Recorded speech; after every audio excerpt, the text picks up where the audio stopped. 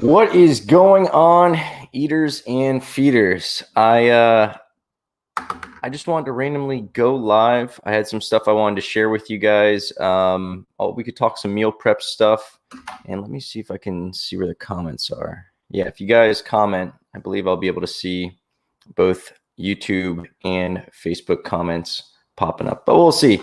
In any case, I wanted to get this out there because I don't know. I felt motivated to share it with you guys. And this is going to be, like I said, I'll talk about some meal prep stuff, but my main motivation was basically some mindset stuff and an experience that I had yesterday that actually made yesterday a pretty good day. So I've had other videos before where I've told you guys the mindset game for an entrepreneur is the first game that you really need to focus on. Regardless of where you want to go as far as marketing and leadership and sales and anything else, scaling your business, whatever it is, it comes down to what's the variable that's in every single, or what I should say, the constant. What is the constant in each one of those situations? It's going to be you. All right. So working internally makes the external a lot more easy to navigate. So I've talked in other videos about I've been calling him Eckhart Tolle for years. And being that this man has been so influential on my life, I should at least know how to pronounce his last name. But Eckhart Tolle, and I got to now change years of habits. Eckhart Tolle was influential in, me kind of tapping into, I guess, spirituality and philosophy in a way that I've always had. Theology and philosophy has always been something that's important to me, but Eckhart Tolle is where his books really let it kind of seep deep into me and really find a place where it stayed. And I consider myself a Buddhist just because I tell people that, because I think it gives people a good concept of really my mindset and philosophy, even though Buddhism isn't a religion. Buddha even said it's not a religion, it's philosophy. But I kind of identify with Buddhism. A lot of my mindset and the way I view life is easily encapsulated by me saying that I'm a Buddhist. But then even after Buddhism, I'm constantly looking for other sources of people who have had life experiences that have given them information in this knowledge that we benefit from. And I feel that, and I hope you guys understand what I'm saying, because a lot of this stuff gets kind of metaphysical and intangible. But when you learn really good philosophy and these truths, I feel like it feels like you're really remembering it. So lately, the last few months, I've been into Abraham Hicks, and it might be a little out there for some people. I don't know what level you're at, but I invite you to keep these names in your mind. And if there's a point in your life where you feel a challenge and you maybe feel like you're hitting a rock bottom or you're in a dark place, one of these names hopefully will come to the surface of your mind. That's how it was with Eckhart Tolle.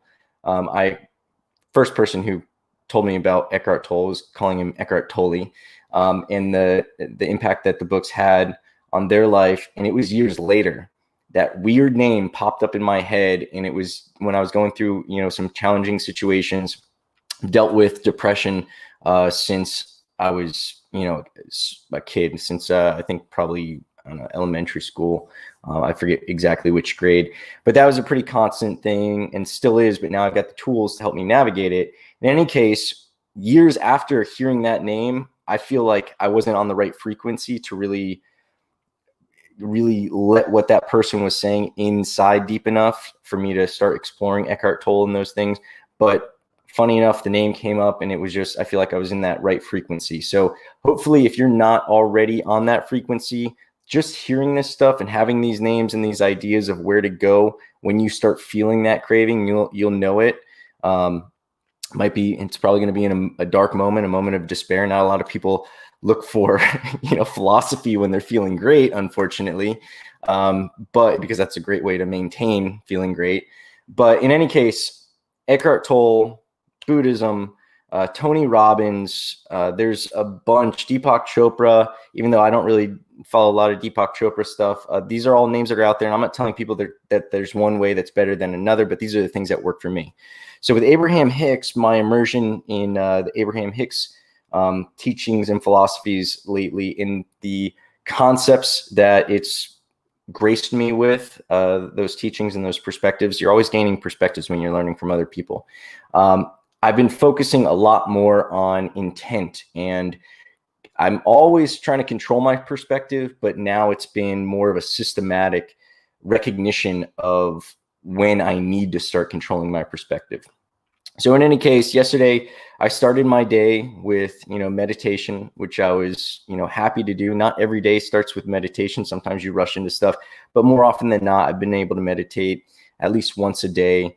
And even when I don't meditate, I try to have these moments of presence where I bring myself into reality. I feel gratitude, and I look at it as a muscle that I'm flexing. And if I can do it in traffic or in line waiting somewhere or wherever, maybe you're having a conflict with somebody, some confrontation, I look at that as an opportunity to flex that muscle, and you get better at making that more of a reflex, really. That's the way I look at it. You do it enough, it becomes a reflex, and you start getting into the habit of a negative situation triggers positive feelings. Eventually you can get to that point, because it'll be like that recognition of like, oh, I don't like that. Let me go and let me choose to go to where I like. And one of the things that I really want to stress, and this is hard for a lot of people to hear, is the way you feel is up to you. It's not anything external. You could say, well, it was because that guy was being mean to me, or because I had a rough day, or whatever else. Those are the reasons that you tell yourself that you're supposed to feel a negative way.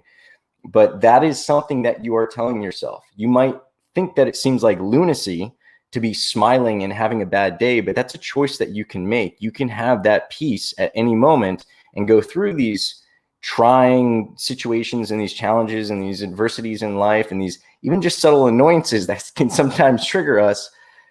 Hopefully you can get to a point with enough practice where you actually start laughing at when you start feeling that negativity stir up. That's kind of where I am now, where if I have enough presence, just enough presence, I could feel that negativity stirring up, and you actually laugh at what you're about to start doing. You're like, you're so silly. You're about to start feeding into this. You're about to start giving your power to this situation. And the point is, you controlling your situation, your perspective, I should say, can only be controlled by you. You can't control your situation. Eckhart Tolle says, there are no problems, only situations you need to learn to change or accept. If you can't change it, then you must accept it. If you can change it, then you have to learn how you can change it. But that's it. There's no problems. Just you're refusing to change, or if you can't change, you're refusing to accept the circumstances. And that's where the struggle is. That's where the torture is. If you're at a red light and you're feeling like you're in a rush, you're creating your own agony. You're creating your own suffering, because that's not going to change the light, right? If anything, that negativity might extend the light. It might extend at least the time that it feels like you're waiting for that light. And I'm not going to get into quantum mechanics and the fact that none of this is actually matter. We're all just wave frequencies, and this is, time's an illusion. I'm not going to get into that deep stuff, but understand and believe that your mindset, even if you don't feel like you can physically affect the external world, which you can, but even if you don't believe that yet, I think you should at least be able to agree with me that you do have that choice of how you feel in these situations. Theoretically, somebody could be walking to their death on death row. It could be for a crime they know they didn't commit. And they can be in agony, or they can accept that situation and they can be in peace, knowing that they can't change what's going on, and accepting that there's a peace in that. Now, feeling that, like in that situation, that would suck. Imagine that. Imagine walking down death row. You're about to be put to death. I don't want to get very dark and macabre here, but imagine, that's a pretty rough situation for a human being to imagine themselves in. And imagine knowing that it's even an unjust thing. Like this is a crime that you didn't commit. Now, a lot of people would think that they'd be, still refuting and arguing and pleading their innocence all the way up, but those people would be continuing to suffer that time and through that time.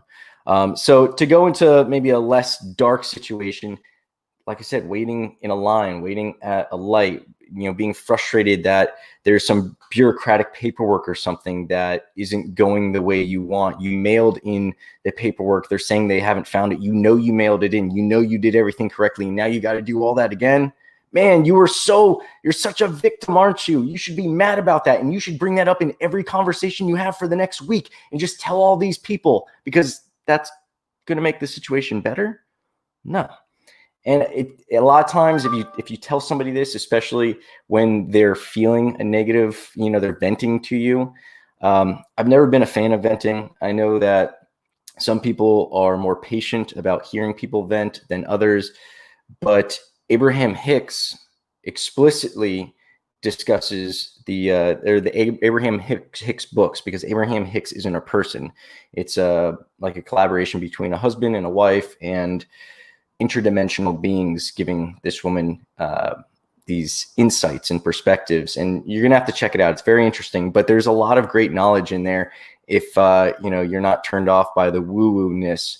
But the act of thinking about negative things, giving your attention and putting energy into that, your mind, think of it as an amplifier, and the thoughts that you hold, the longer you hold them, the more energy, and not only are you losing, but you're putting out into the universe for this stuff. So if you had the choice to focus on something that was negative or focus on something that's positive, I'm sure logically, when you're not in the heat of the moment, you'd probably say, yeah, of course, I'd rather focus on the positive thing. And this isn't to say that you're not going to be a realistic person, not be aware of the negative possible repercussions or whatever else. But the whole point is to not experience them in your present when it's something that's potentially coming in the future. Even if it's most certainly coming and there's nothing you can do to prevent it from coming tomorrow, you can still avoid suffering right now, today. So let's go into my day yesterday. Yesterday, like I said, I started with meditation. I've been doing this. There's a book called The Mysteries of Water, The Secrets of Water. And I'm sure a lot of people are probably aware of it. I'll look it up right now. And I believe it was a Japanese scientist or professor or something like that. And in any case, they discuss a lot of very interesting things about water and all these weird, more than coincidence, things about how water is actually able to retain kind of almost like an emotion. Because if everything is energy and everything is wavelengths, then negativity, negative thoughts, negative emotions, and positive emotions, positive thoughts, they have the hidden messages in water. The Hidden Messages in Water. That's the book. And that's by Masaru Emoto, Masaru, first name, last name Emoto. Check it out. It's very interesting stuff. One of the things that they do, I'm sure you guys have heard the experiments where they have, two identical plants, and they feed them both the same thing, the same nutrients, same water and everything. And one of them is given, negative audio. I hate you, you're stupid, and blah, blah, blah, blah. In the plants, even though they don't have ears or anything, they're subjected to this negative audio. And then the other one is given audio pointing to these plants that don't exist in a part of my room that you can't see. Don't know what I'm doing. They give the other one positive audio. I love you. You're beautiful. You're growing. You're so strong. You're healthy. You're vibrant. And these plants, one with the negative, audio suffers. It starts getting issues. It doesn't grow. It starts withering. And the other one looks very healthy. Doesn't have any, bacterial or fungi problems like the other one is subjected to. Same room. Everything else is identical except for just the audio. So this takes it a step further and goes right to water. One of the experiments they do, and you can look this up, there's videos on it, there's plenty of material, because this was done under scientific lab test kind of procedures where they had, their variables and their constants, and they did all that fun stuff. And there's distilled water that they use. So it's purified water, and they would subject it to audio. Sometimes all they would do is just have words on the glass. So you're like, water can't read. No, but the intention that we put behind that word, the meaning that word comes with, it's able to change the way they then take this water. So let's say we've got two jars. One says, stupid, worthless, hate, anger, ugly, all these negative words on it. And the other one has a bunch of positive words on it: love, beauty, joy, laughter, whatever else. Then they freeze this distilled water. Check out the images. I should have maybe prepared for them, but whatever. You can check out these images. You can look them up. The crystals that form are perfectly symmetrical and beautiful from the water that was given the positive emotions. The water that was given the negative emotions, the crystals weren't symmetrical. They just weren't, that pretty perfect crystal that you would be expecting. Again, identical water. The only difference was the jars that they were in and the words that were on the jars. So if that wasn't evidence enough, then I'm sure I'm going to convince you with how my day went. So again, meditating. I mentioned the water stuff because I've actually started keeping water in a jar. I drink half of the water each day and then refill it. And the jar is covered with just positive words: freedom, love, altruism, joy, laughter, abundance, gratitude, all these words. And I've got some sentences on, I guess, a couple sentences on there that say, you're going to hydrate me and make me healthy. And it's going to, your benefits are going to be with me forever, and, whatever else. I do take it a bit more seriously than what I'm giving you guys right now, but I can't remember it off. I could go grab it, but I don't feel like reading it to you. So the point is, I drink half of that, and this is my own kind of thing that I kind of came up with. I drink half of that. I try to meditate it, put some energy into it each day as well, some positive feelings. I try to feel it physically. You know how like you could kind of feel joy and excitement? It's like a physical feeling in your, I was going to say thorax, in your abdomen, in your core. And it's like this, it's a feeling that's so, it's like another sense almost, right? So I'm sure you guys have felt joy and excitement before. I try to manifest that within myself. Another video, I talk about bliss and how I've triggered bliss when I reach a really positive meditative state and I get that physical kind of feelings setting in.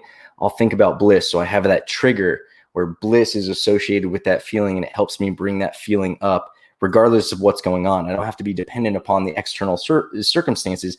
I can choose to incite that, to turn that on within myself. And then I work from the inside out, right? I make myself happy. I make myself excited.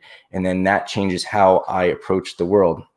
So far, we haven't even got past the water. So we're very early in my morning yesterday still. So I've drink my water. I've been doing that and just focusing on abundance and, attracting money and attracting, just opportunities and giving thanks for the people and the conversations I'm having. I love helping people and the opportunities I've been having to help people, both through, the YouTube, my website, the private group, but then also my friends have been coming to me with their own businesses and their projects. And the things that are holding them back are like perfect for me because it's the stuff that I specialize in. It's automations and connecting software and, sales strategy and all this stuff that not only do I know how to do it, I'm pretty decent at it. And then I also enjoy doing it and it's helping them. So I've been noticing all these things, intentionally looking for these things. And that's what a lot of this is about, what a lot of my day is about. And that's kind of been something I've been noticing more and more. So yesterday, after drinking my water, after having my meditation, doing a Tony Robbins priming, which that was actually suggested to me. I knew it existed. I've done it before. I actually went to a Tony Robbins seminar a couple of years ago, but Tom Orlandi mentioned in one of my other live streams that that's what he does instead of just meditating. And check out Tony Robbins priming videos. It's about 15, I think it's like 15 minutes. They like amps your energy, pulls the energy in from the universe. We're surrounded by energy. We tell ourselves that we need, enough sleep and caffeine and the stimulants and whatever else. But the stuff that SEALs have done to go through, buds and the impossible things that you've heard of other human beings doing, that's something we can all tap into. So the energy is around us. completely. Everything is energy. So the priming is cool because I feel like that pulls the energy from the atmosphere, from the earth, and from within myself, gets me going, gives me that positive charge. And I had some tasks to do. I had a buddy who wanted me to stop by and say what's up. He's planning on going out of town next week. I haven't seen him in a while. And he's like, yeah, come on over. And I was like, man, I don't have enough time. And then I caught myself. I was like, you know what? Abraham Hicks also discusses, the stories that we tell ourselves. And Eckhart Tolle and a lot of the other ones do as well. But that's what's fresh in my brain is Abraham Hicks. So I keep going back to that. So I caught myself. I was like, I'm telling myself a story. I'm telling myself I'm too busy. I'm telling myself I have too much to do. And that's all based on my perspective. I decide what my to-do list is. I decide if it's too much. I decided to put that stuff on there. Maybe I'm wrong. Maybe I don't need 10 out of 10 of those items to be done for me to have a productive day. Maybe one of those things is all that needs to be done. Maybe there's something that's not on that list that would, if it was done, it would be more beneficial than everything on that list. So I decided to not tell myself the lie of the fact that I was too busy, even though I felt like I had an endless list of to-dos, which I do. But again, I'm creating it. I'm the boss here. And I decided, you know what? I'm going to stop by. I'm going to see him. I got to go out and drop off the mail anyway. I'm trying to sell a motorcycle. And I was just thinking, I don't know how much gas is in the motorcycle. I don't want someone to come by for a test drive. It's been a while since I rode it. I don't want to have someone come by for the test drive and, have the, gas light come on and have to go to the gas station with the dude here or anything like that. So let me go. I'll kill a couple birds with one stone. I'm going to get the mail dropped off at the post office. My fiance sells online. So I was dropping off 2 items that she sold. Check out ishkboutique.com, ladies. She sells awesome handbags. She's got great taste. ISHQ. Yeah, ISHQ. I can type it, but I can't think of it. ISHQboutique.com. Ishq is Hindi for love. And her handbags are really cool. So anyway, dropping off 2 of her handbags at the post office, which normally isn't a great experience.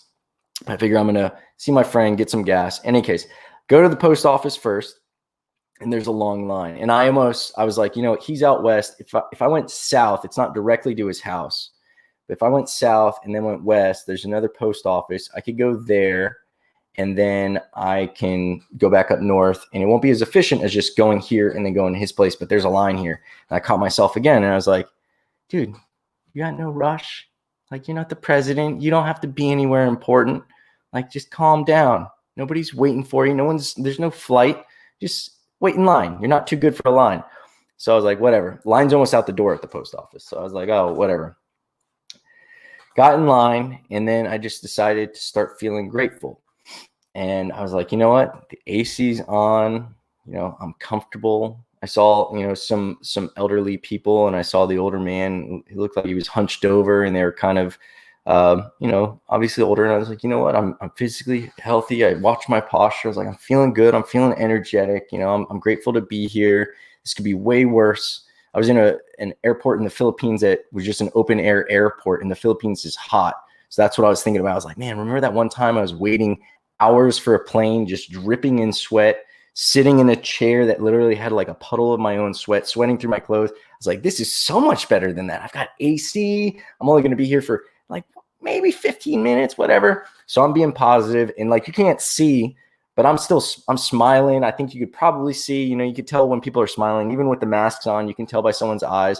So I'm just making sure I'm making contact with people, like making eye contact with people and like nodding. And I'm making sure my eyes can show that I'm just smiling. Because if you see someone just standing around smiling, you're like, man, that's a happy person, or a lunatic, right?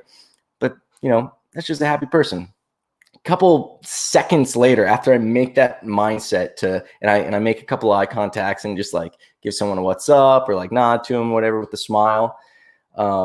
There's a guy in line, and he just started like piping up and just started cracking, a couple of jokes. And at first, like, everyone was like, kind of, how sometimes when someone gets loud, some people are like really conservative and they just want to like, I'm not going to laugh at his joke. I'm just going to. And then I started feeding into it and going back and forth. And we were joking about, by the time I got out of there, like everybody was laughing.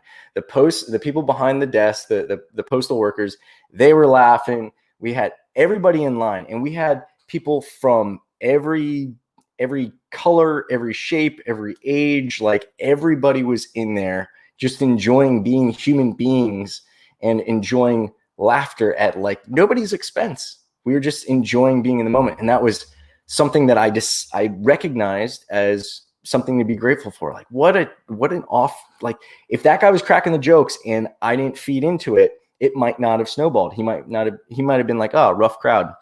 And it wouldn't have snowballed into anything. But I fed a little bit into it. We started going back and forth, started joking about all sorts of stuff. This one guy had a massive package and they were trying to fit it on the scale. And we're just cracking jokes about, we might need to rework that. And like, oh, let's take out some of the ceiling tiles. And it's not going to be funny out of context, but if you were there, we were just going back and forth and like handing him an envelope when he obviously has like, it looked like he was shipping golf clubs, and like hand him an envelope and everyone's laughing because, a small, first class envelope or whatever. Anyway, I'm not going to explain the jokes, but just assume everyone's laughing. Great experience. A great experience waiting in line at the post office. Who would have thought? Get my packages in, or put my packages in and get my receipt, get out of there. No problem. Get over to my buddy's house and I pull up and he happens to be in the garage. Perfect timing. He's opening the garage door. He didn't know when I was coming over. I was just like, I'll be heading over. So right as I'm pulling up, he's opening the garage door. He's like, oh, perfect timing. We go in. He's like, oh, what's going on with the bike? I didn't know you had a bike. And I was like, yeah, I don't really ride it. I'm just taking it out. I didn't tell him I was trying to sell it. So he's like, man, my brother just sold his bike. He's probably going to be, trying to take it for a ride from me. And I was just like, well, it's for sale. And he's like, no way. I was like, yeah. He's like, he's looking for another bike. He just sold his bike a couple months ago, and he was just complaining about how the weather's going to start getting nice, and he wants another bike. Now, the bike that I have, the motorcycle that I have, for those of you who know motorcycles, is a Honda VTX 1800. So 1800 is like the biggest. I can't think of any motorcycles that have a bigger engine than that. It's 1800 cc's. It's a very, very big motorcycle. I am used to what people call crotch rockets, sport bikes. So I'm used to smaller, faster, nimble, more like a more sporty, aggressive position. I like turning really low in turns. I like going fast and doing wheelies and doing bad stuff. But the reason that I figured I'd give a cruiser a try, which, this thing looks like a Harley, the Honda VTX. It's a big, big boy bike, very big. It's like a Honda. It's basically the Honda equivalent of like a Fat Boy, which I think is also a 1800 cc bike. So it's a very big bike. I'm not a massive guy. I don't need a huge bike. I like, 1000 cc bike, which is still, that's one of the biggest sport bikes that you can get. But this thing's almost twice the engine size of that. And I call it a really fast couch. So in any case, it's not for me. It's for a bigger guy. His brother happens to be a bigger boy. He's used to cruisers, and this is exactly what he wants. So already, just by agreeing to go hang out with my friend, everything lined up perfectly, where I was in the post office at the right time. I had the right mindset at the right time, had a great time in the post office because of that. And now a bike that I just listed and I just started getting offers for. Now his brother's interested in buying the bike, and his brother, they didn't even know I had a motorcycle. He's only seen my car. So anyway, talking with my friend, talking with his brother, we're just having a good time hanging out, and I'm just stopping by for a little bit to say what's up. And like I said, he's going out of town next week, so I want to stop by. And he gets another call. He gets a call from a buddy of his who he hasn't seen in a while. So he's like, I'm really sorry, man. Let me take this. And puts a guy on speaker, and he's just talking back and forth. And I had been talking to my parents about, I was like, I'll talk to some mortgage brokers and I'll find out what the interest rates are. And I told them that like a week ago. It completely slipped my mind. One of my buddies is a mortgage broker. I meant to text him or call him, and it just slipped my mind. Well, this guy isn't a mortgage broker, but he's in the real estate industry. He's an appraiser.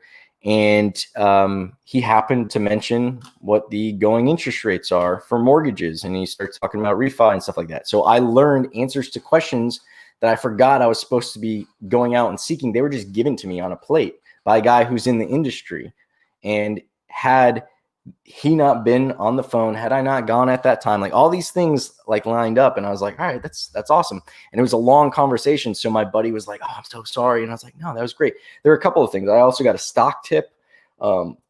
He told, by overhearing their conversation, I learned where the thresholds for a reverse split would be on a stock that is just some stock stuff. I learned some stuff. So it was great just overhearing that conversation. I was like, no, man, this is great. I got an education on mortgages and stocks. I got some picks. He's like, all right, man, I really appreciate that. I felt so bad that you were on the phone. And he just kept talking. And he tried hanging out with the guy like 3 times. So in any case, it was great. I was like, no, that's cool. Had to get going. So I forget how long I was there. I'm walking out, and right as we're opening up the garage, it's like the last bits of rain. And I see a rain cloud like going away, and it's like the sun's coming out, and we're just like, wow, that was perfect timing. Like you couldn't, like my bike seat's a little bit wet, the roads are wet, but it's better than like walking out and going, oh, it's about to start raining. I've got to drive all the way east. It's not a great time to get on my bike. No, because of that phone call and because everything else, the timing was so perfect that I walked out, got on the bike, and I like literally, it was like as I was driving the clouds, I'm driving east, and I just like the clouds, I have to go slightly north, and the clouds like were moving north fast enough just so that I got a little bit of a sun shower, which I've heard that a sun shower is like a Florida phenomenon where it's completely sunny out and you're under the sun, but you get some rain. So if you guys don't know what a sun shower is, that's what it is. But it's very light rain. It's like little sprinkles of rain. So I got a little bit of that for maybe, I don't know, 100 yards during my, trip east. And other than that, it was beautiful. Stopped at a red light, and I was feeling so appreciative. I was like, man, look at this. I got this coincidence of just because I said yes to going to see Dave, that lined up with the timing of how I went to the post office, everything else. And yada, yada, yada. Now I've got a guy who's, wanting to buy my bike. So that worked out for me as well. Got the stock tips, got some answers. And I'm just like, man, look at all these little blessings that have kind of accumulated, and they're just going in sync. And it's like I was following the path that I was meant to be following that day for those things to line up. And it was beautiful. And even when I was at the red light, I was like, you know what? For Florida in August, thankfully it just rained. It's nowhere near as hot as it would have been when I was on the way out. It was a little hot. Fortunately, I don't think I caught that many red lights on the way out. Forgot to mention that. Did catch some red lights on the way back, but I was feeling so good that I'm just like, oh, that's a cool car. Oh, that's interesting. Man, this weather really is nice. Man, I really do live in paradise. And I was just I was putting effort into feeling grateful for all these little things. And the way I was thinking about it later, when I was talking to my fiance, I was like, it's like someone asking for, and I think a lot of us might do this without thinking. We ask for $1 million. And then as we're walking, we see like $100 bill, and we're like, that's not $1 million. And we keep going. And we see $1,000 on the ground, and we're like, it's not $1 million. And keep going. Another $1,000 on the ground. Not $1 million. Where's my $1 million? I was asking for $1 million. I need $1 million. Like my day's not good until I have $1 million. We expect this switch to flip and our life to be cool and everything to click in. And we ignore all these little blessings that if you were to pick up every single one of those bills that you're just like, well, that's not everything that I wanted, so why bother celebrating it? If you were to have celebrated and been grateful and collected each and every one of those things, in this analogy, you would have had that $1 million. You're waiting for that stack, that very obvious blessing. That miracle is what you're looking for. But then by definition, the fact that you consider it a miracle, there's another part of your brain that recognizes it as being very unrealistic for you to experience. So it's almost like you're cursing yourself by expecting this grandiose thing that you're also telling yourself is highly improbable. Whereas, if I were to ask you, do you think it's possible for you to have a couple of laughs with a friend if you were to get on the phone? Yeah.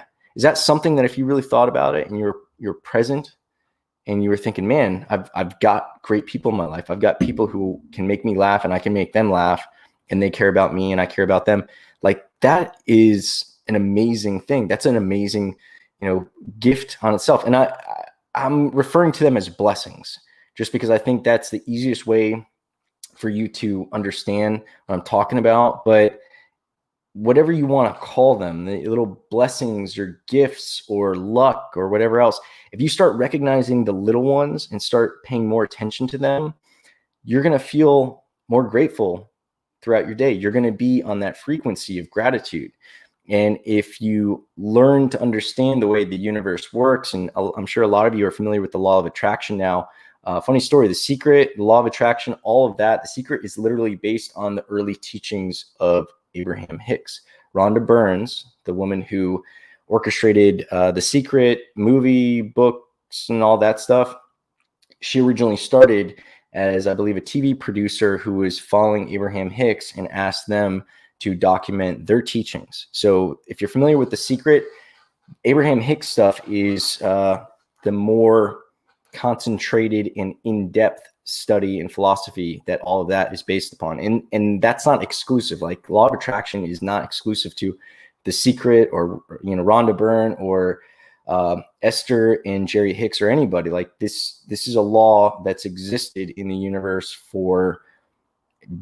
I don't want to get too deep into multidimensional stuff and time and all that other stuff, but as you do study that stuff yourself, a lot of it leads to quantum mechanics and the way that our minds operate within the reality that we see, and the way the reality that we see can be influenced by the mindset that we project.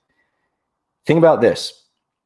For you to see something, for me to see this pen, light has to travel from this pen, has to bounce off this pen and then go into my eye, where my eye is just an extension of my brain. There's actually pieces of your brain that, as your eyes are forming, pieces of your brain are actually in your eye. Like, your eyes are actually external pieces of your brain. And you can look this up. It's brain material, brain matter that's actually in your brain as you are formed, as your eyes are formed, act outside of your skull. So this is pieces of our brain. This is how we interpret. It's a sensor. It's a tool for observing light, and light that we can see on the visible spectrum is just a very limited amount of what actually exists.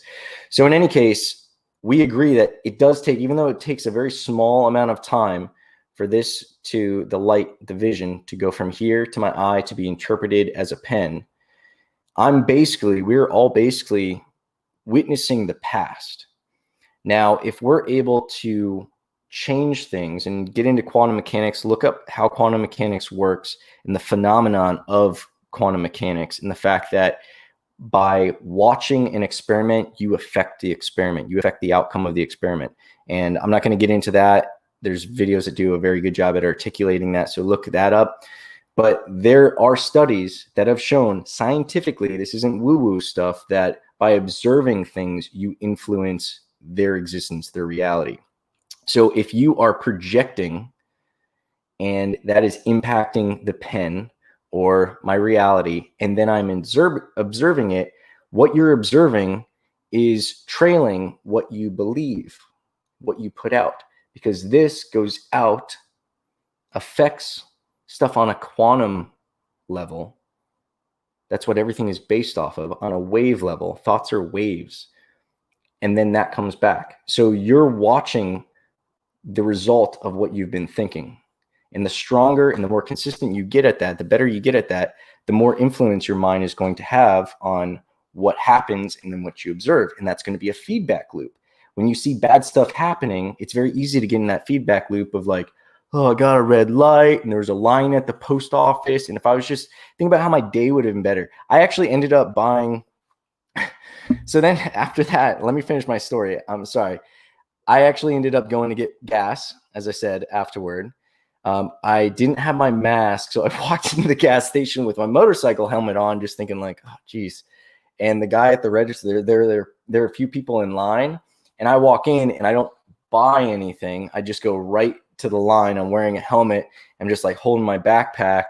And right as I'm thinking I might look a little sketchy, the guy behind the register is like, hey man, hey, can you take off your helmet? And I took off my helmet and I was like, I'm not here to rob the place. I just forgot my mask.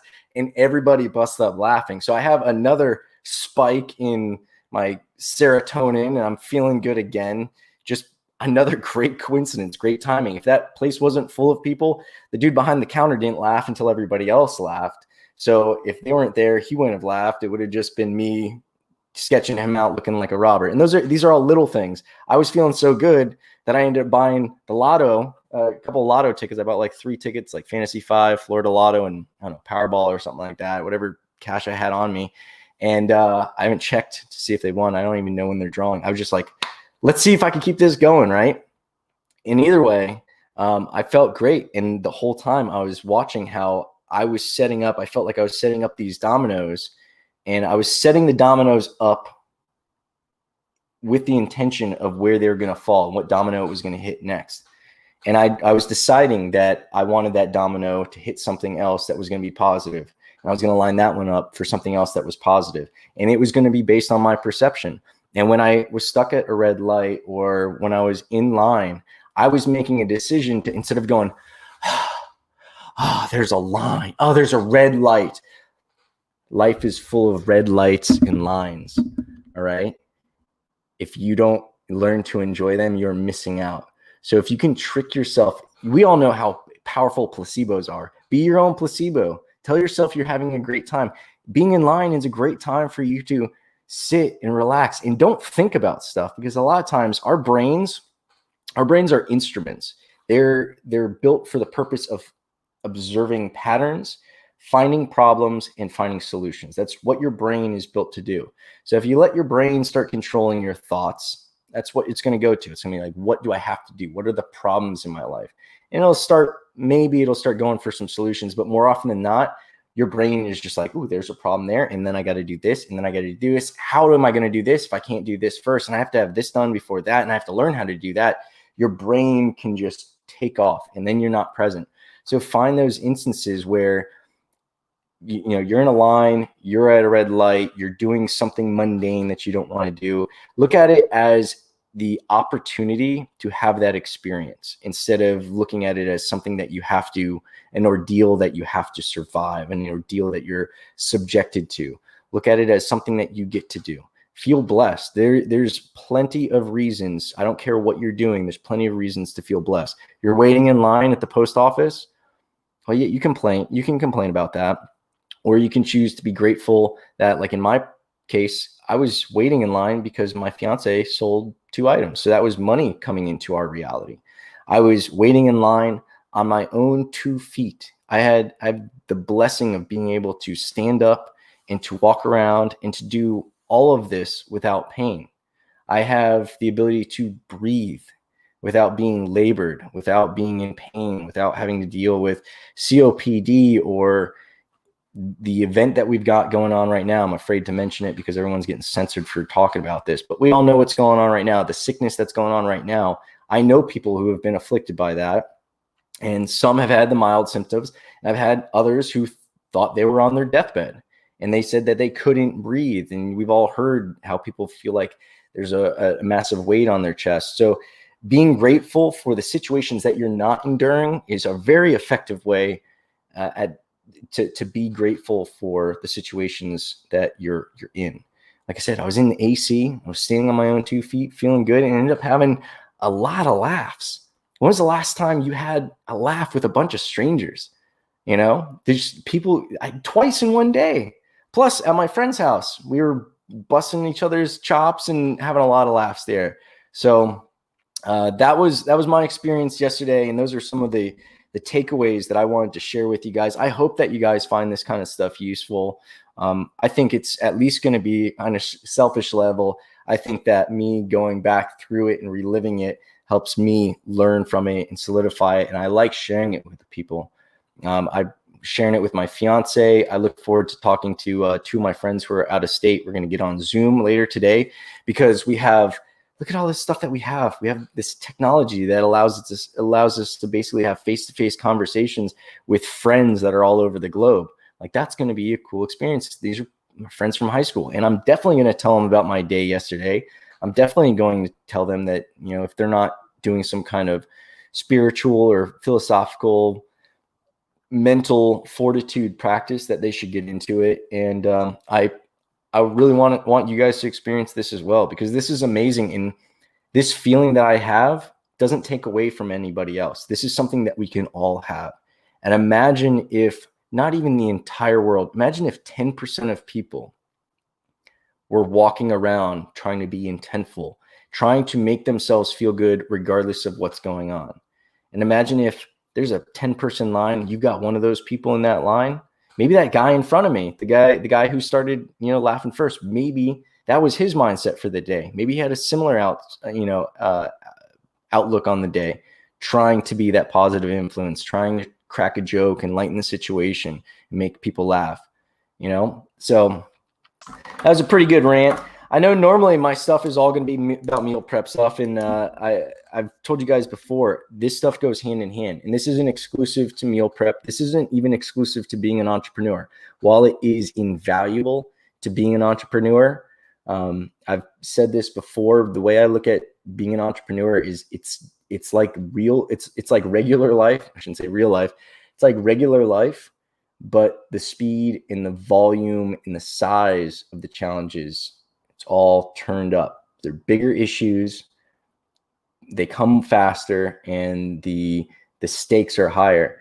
But that, you could look at that as a negative, or you could look at it as, man, I've got all these opportunities as an entrepreneur to grow, whereas the normal person doesn't have this many experiences to practice conflict resolution. They don't have this many experiences to be tested and grow through these challenges, and to develop some anti-fragility. Look up anti-fragile. Anti-fragile, the definition, and not verbatim, but the idea behind anti-fragile is not only something that doesn't break, but something that gets stronger.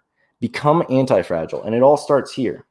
But something that's not just, it's beyond resilience. It's something that the more you try to break it, the stronger and better it becomes, the leaner it becomes. When you're looking at like a software company, anti-fragility means the ability to get rid of the systems and modules that might not be suiting the purpose, and always have it, evolve to be better for whatever the current environment is. If the economy goes down, an anti-fragile software company would be, pivoting maybe to target a different niche. They might be lowering their prices to attract more people in. Speaking of software, it's the other side.